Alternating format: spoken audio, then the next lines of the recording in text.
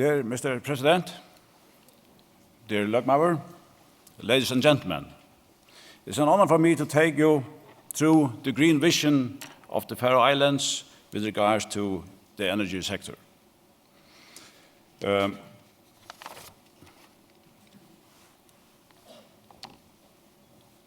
have to get this to work, yeah.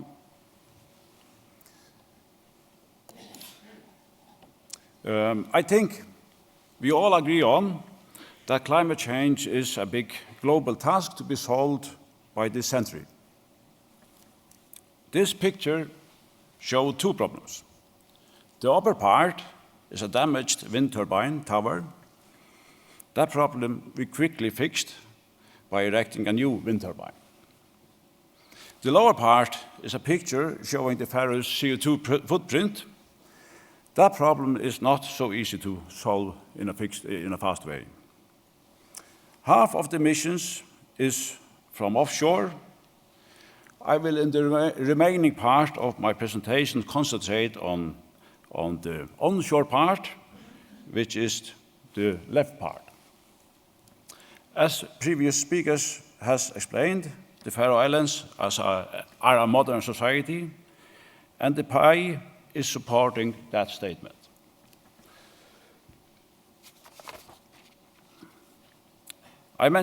As mentioned, we are talking about a global problem.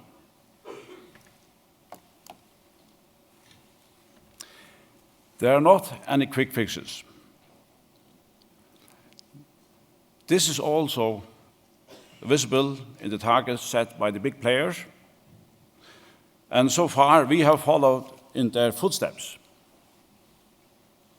US is talking about a reduction on 30%, and EU are talking about reductions on 40% on a long-term base.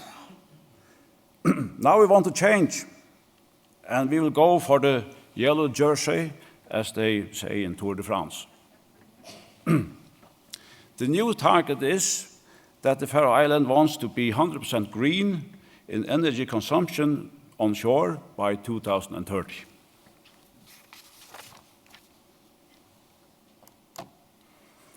This year, the power production will reach 60% in green production. The remaining part is coming from oil.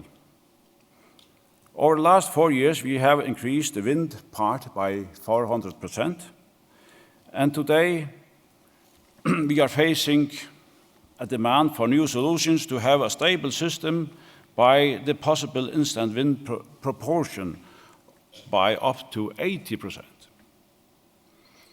When we asked our wind turbine suppliers about this, their R&D people say, we thought this was coming in the future. Now it's here already. So, for your information, R&D steps in the wind power section are taken in the Faroes at the moment. I'll also tell you a little bit about this app on the iPhone.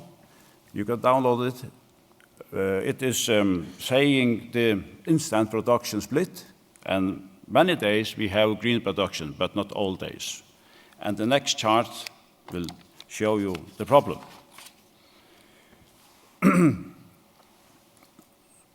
As another challenge, the nature of the resources. Wind and rain are going on holidays in the summer period, and in worst case, up to 3 months. So we definitely need all the elements in production or in balancing us out of this summer problem. This picture is supporting that statement.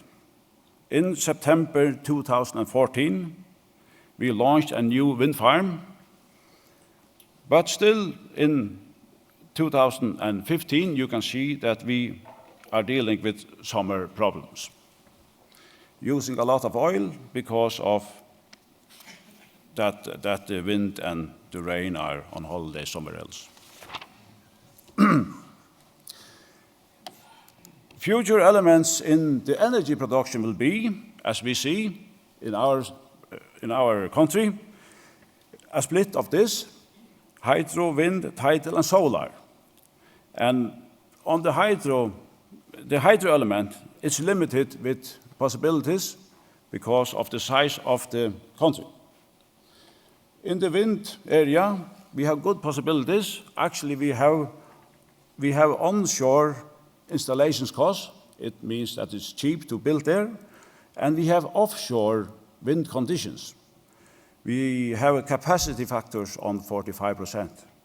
So it's a good investment in building wind and harvesting wind energy on the Faroes. With regards to tidal, there is a good potential. Between the islands, there are 1 gigawatt. But we are waiting for the technology with regards to techniques and with regards to economic solutions. So we are still in a position waiting and see. And in solar is fitting well together with the holidays of the wind and the hydro. And there will be good possibilities too. So we are following what's going on these areas. And to balance, it depends on which of the production elements you choose. There are possibilities with batteries, with pump storage, and with hydrogen. We expect at least the price to go down over the period now and the efficiency to go up. But the consumer have also to play with us. And because today heating and transport are based on oil solutions. And we need the consumer to choose other solutions based on electricity. To get them to choose, we need good offers, and the consumer behavior is at least, or one element in their behavior is the price of electricity, and there we can make an influence. And today, a smart grid solution we already have in the grid is smart meters, so we are able to read every 15 minutes the consumption of every consumer. And we are talking now to get the vision, to reach the vision. We are talking about electrification of the whole society on a national scale. And the new government has stated in their policy that they will support this 2030 vision. So all in all, the outcome of this, of interest for all of you, is that, of course, the Faroes will gain out of this, but there will also be benefits for all of you by having Faroes as the first mover, by having a demonstration laboratorium in the Faroe Islands. It's possible to do tests of new technology in a cheap and efficient way. We say small scale, but full scale. We already do this together with some big international players, and I can mention Enercon, the wind turbine producer, Dong, the Danish power company, and Saft is a French battery supplier.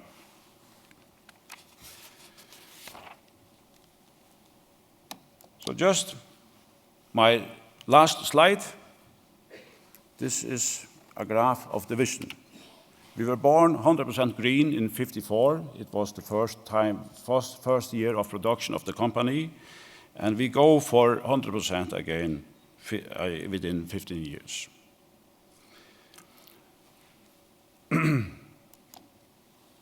Even though we are just 5,000 people, 50,000 people, sorry, 10 more or less. We want to join you in Champions League, and it is possible. Just look at our football results and ask the Austrian and Greeks.